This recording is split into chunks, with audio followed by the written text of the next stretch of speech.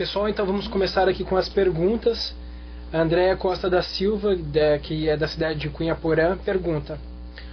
Na verdade ela comenta: o toque sempre é dolorido quando realizado um trabalho de parto normal. E pergunta: qual o medicamento que pode ser usado para a diminuição da dor no parto? Andréia, na verdade, a diminuição da dor no parto, ela se dá com uma assistência humana, humanizada, respeitosa, com vários métodos não farmacológicos também, como água quente, massagem, pontos de acupuntura. Existem muitas estratégias além da farmacologia para controle da dor do parto. No caso de uma paciente que realmente não tolera, porque a tolerância à dor ela é diferente de mulher para mulher, claro, a gente pode lançar mão, sim, da analgesia de parto, que é um recurso importante, inclusive dentro da humanização, né? Não para todos os casos, discutindo-se primeiro os riscos desse procedimento, que não é inócuo de maneira nenhuma, né? Existem riscos, mas essa seria a possibilidade de intervenção farmacológica para alívio da dor no parto, seria a analgesia. A equipe de Luiz Alves pergunta: e o parto na água? O parto na água é uma ótima opção, inclusive esse hospital que vocês viram na foto, Sofia Feldman, tem dentro do sistema público, isso é importante dizer, né? A casa de parto Davi Capistrano, no Sofia Feldman, ela é 100% SUS. Tá? E lá as mulheres têm acesso, se quiserem, né, ao parto na água. A água relaxa, geralmente as mulheres que têm acesso a isso vão preferir ter o bebê na água. O processo de parturição é muito menos doloroso pelo efeito analgésico da água e pela condição confortável que uma água quente durante um momento de dor, né, durante o trabalho de parto, possibilita.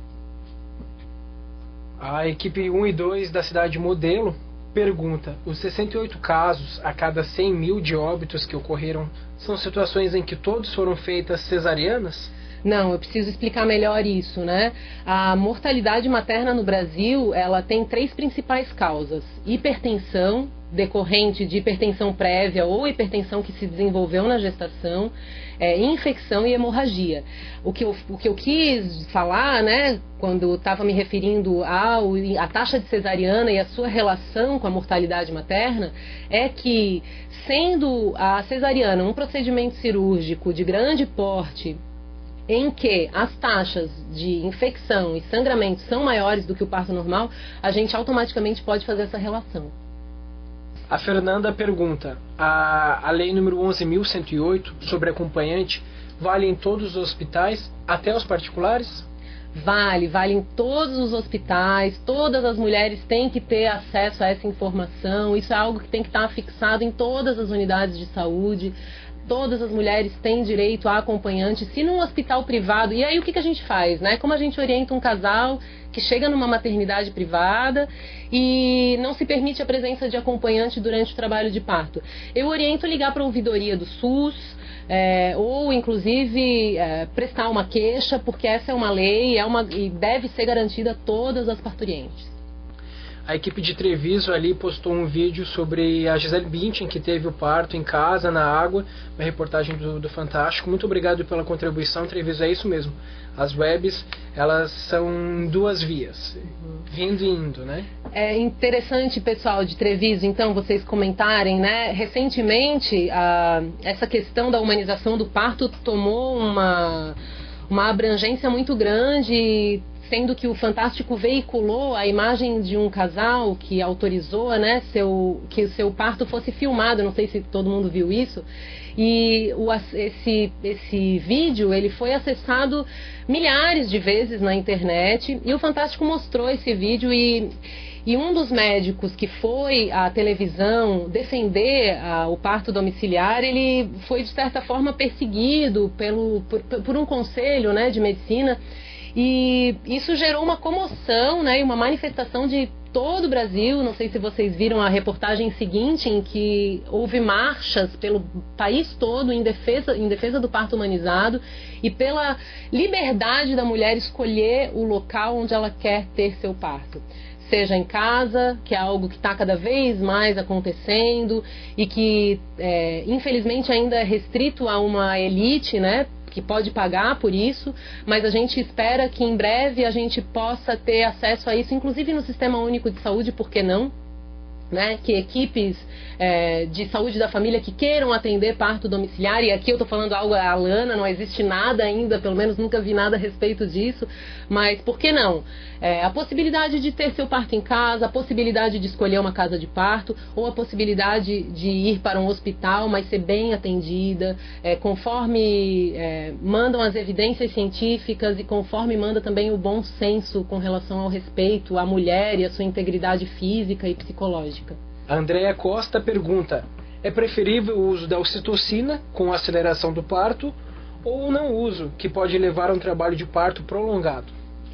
Então, essa questão do trabalho de parto prolongado, né? Quanto tempo deve durar um trabalho de parto? O que a gente sabe é uma média, né? Mas o que acontece é que realmente os trabalhos de parto fisiológicos, eles podem começar, parar, voltar a acontecer, só que isso não é muito permitido dentro de uma instituição hospitalar, né? Como eu falei anteriormente, que se transformaram em grandes fábricas de bebês, né? Linhas de montagem, e que aquelas camas, aqueles leitos precisam ser desocupados e num determinado tempo, né? Então, se você não está dentro desse tempo, a gente precisa acelerar seu trabalho de parto para que a gente logo possa internar mais mulheres. O que a gente sabe, no entanto, é que a própria instituição hospitalar, a maneira como a mulher é atendida, isso pode travar o trabalho de parto, né?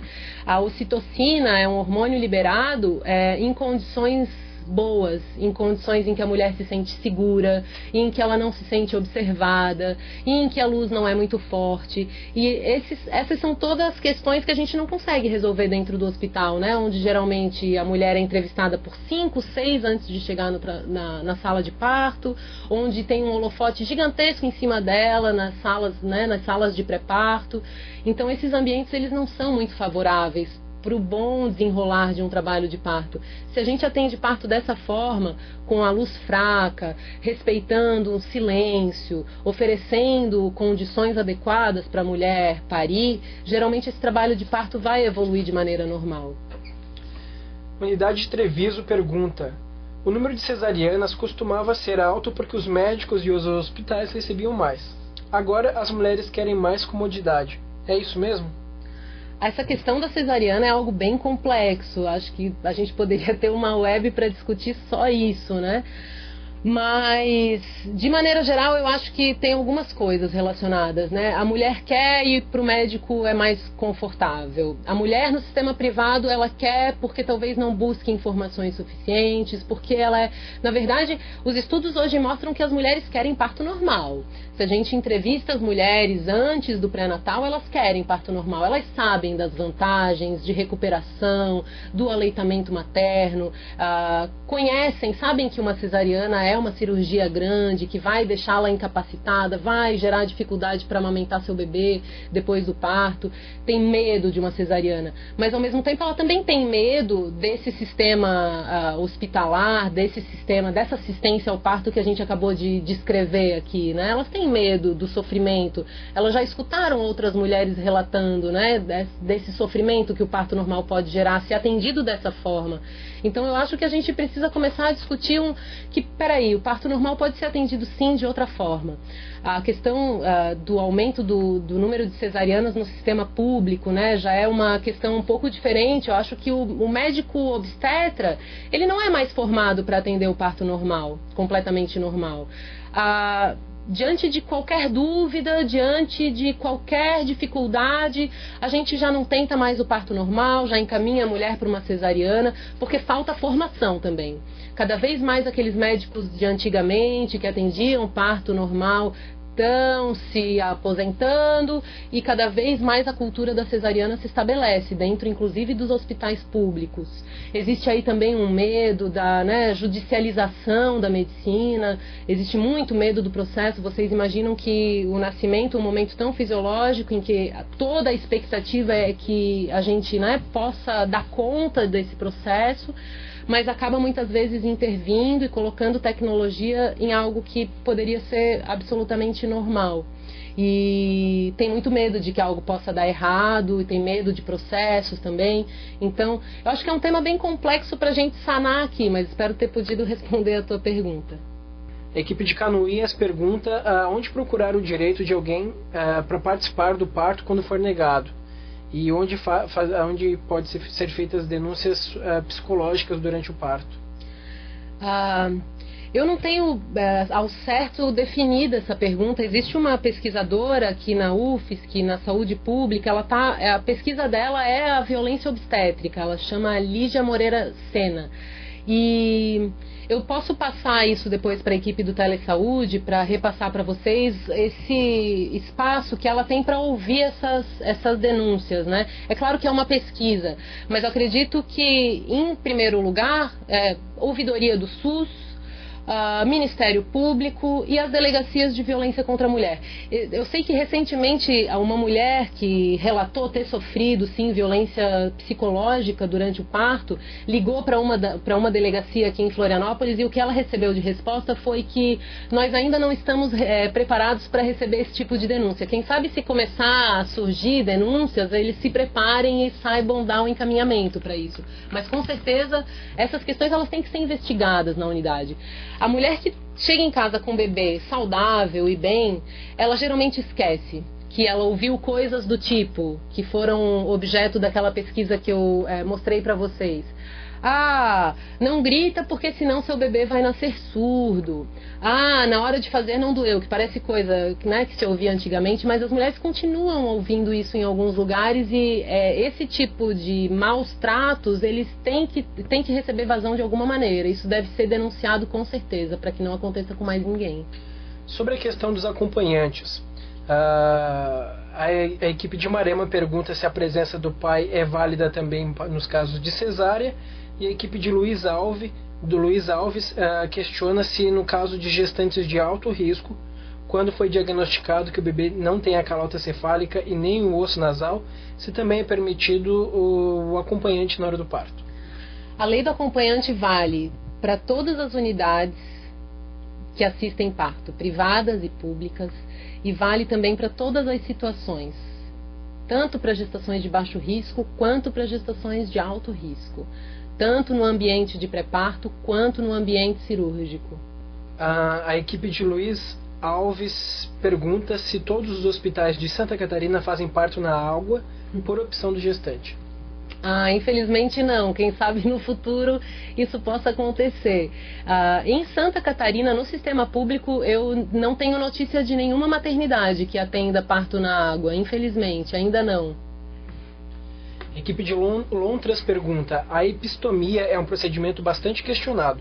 Existe o questionamento de que, se a laceração dos tecidos adjacentes acontecer, é melhor do que a epistomia? Isso. Na verdade, o que a gente acredita é que não é só uma questão de não se realizar a episiotomia, é de como a gente atende a esse parto. Se a gente espera o desprendimento da cabeça do bebê lentamente, o bebê não fica asfixiado na vagina da mãe, né? O bebê está recebendo oxigênio lá pelo cordão, e a cabeça ela pode se desprender sim, lentamente. A gente pode inclusive orientar massagem no períneo a partir de 34 semanas, para que esse tecido vá se vascularizando, para que a mulher entre em contato com isso. Porque vocês imaginam, né, na cabeça, imaginem vocês mulheres que estão me assistindo, me ouvindo, que a gente muitas vezes duvida da possibilidade de uma vagina crescer e dilatar a ponto de permitir a passagem de um bebê sem nenhuma laceração. Isso é absolutamente possível, desde que a gente não fique do lado da mulher gritando para ela fazer força, empurrar aquele bebê para que ele nasça logo e a gente fique livre daquilo. A gente tem que ter paciência. Atender parto dessa maneira é um exercício de grande paciência, né? E para a mulher também.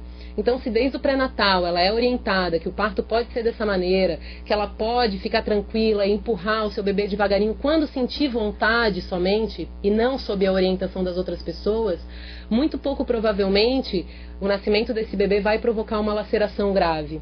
E o que a gente sabe hoje em dia em termos de estudos é que, se a gente faz o corte, esse corte sim pode correr e pode alcançar tecidos mais profundos, pode alcançar até o esfíncter anal, e aí sim provocar algo ainda pior, né? Então, sim, né, respondendo a sua pergunta um pouco mais especificamente, não realizar a episiotomia é algo seguro e que deve ser abandonado como rotina. A gente deve utilizar, né, não é que é algo que deva ser abandonado absolutamente, completamente, mas deve ser utilizado com parcimônia e somente quando há indicação, que são muito poucas, que seria basicamente se o bebê apresenta algum sinal de sofrimento fetal muito grave naquele momento e a gente precisa acelerar realmente o parto. A última pergunta que está registrada aqui é da equipe de Arvoredo. Depois que estoura a bolsa, a mulher pode esperar quanto tempo para que o bebê nasça sem sofrimento fetal? Então, essa história da bolsa romper antes de iniciar o trabalho de parto, né? Isso não deve ser motivo para pânico. A mulher deve ser orientada que ela pode sim esperar as contrações começarem em casa. Não existe um limite afixado para a gente esperar em casa, mas para iniciar algum tipo de rotina ou conduta no hospital, seria a partir de 18 horas depois que a bolsa rompe. A maior parte dos hospitais no Brasil adota esse protocolo de começar algum tipo de proteção com antibiótico para prevenir infecção para o bebê, né? Mas ela não precisa, a bolsa ela pode romper e o trabalho de parto geralmente começa 2, 3, 4 horas depois. Então existe a possibilidade dessa gestante esperar em casa tranquilamente as contrações, né? Ou seguir para uma avaliação no local onde ela decidiu ter o parto dela. A equipe de Luiz Alves pergunta: quando uma mulher tentou o parto normal e não teve sucesso na dilatação e foi feita a cesariana, se na segunda gestação ela pode ter parto normal novamente? Tentar novamente? Pode sim. Esse foi um dos grandes motivos para o aumento do índice de cesarianas no nosso país, né, e em vários países, que durante algum tempo a literatura não permitia, né, dizia que existia um risco muito grande de rotura uterina, né, porque vocês imaginam, o útero sofre um corte lá embaixo e se acreditava que se numa próxima gestação essa mulher fosse submetida, né, ao trabalho de parto, que as contrações poderiam romper o útero dela. Isso é algo que já caiu faz algum tempo. Hoje em dia, até depois de 2 cesarianas, a gente pode sim tentar o parto normal. Tá? O que a gente sabe, diferentemente disso, é que uma cesariana, depois de uma cesariana, os riscos dessa mulher, além daqueles que eu falei, né, de infecção, hemorragia, são muito maiores, porque existe a possibilidade dessa placenta ficar grudada no útero dela, ter problemas com a implantação da placenta, e isso gerar novos riscos. Então, quanto a mais cesarianas uma mulher é submetida, maiores são os riscos desse parto, dessa gestação. Bom, pessoal, foi um prazer estar aqui com vocês. Vocês me desculpem um pouco do nervosismo, principalmente inicial. Espero ter podido contribuir de alguma maneira com a vontade que vocês tenham de atender gestantes, de orientá-las e de participar desse processo tão importante que é resgatar a autonomia da mulher durante esse processo tão importante da vida dela e da família. Um abraço para todo mundo.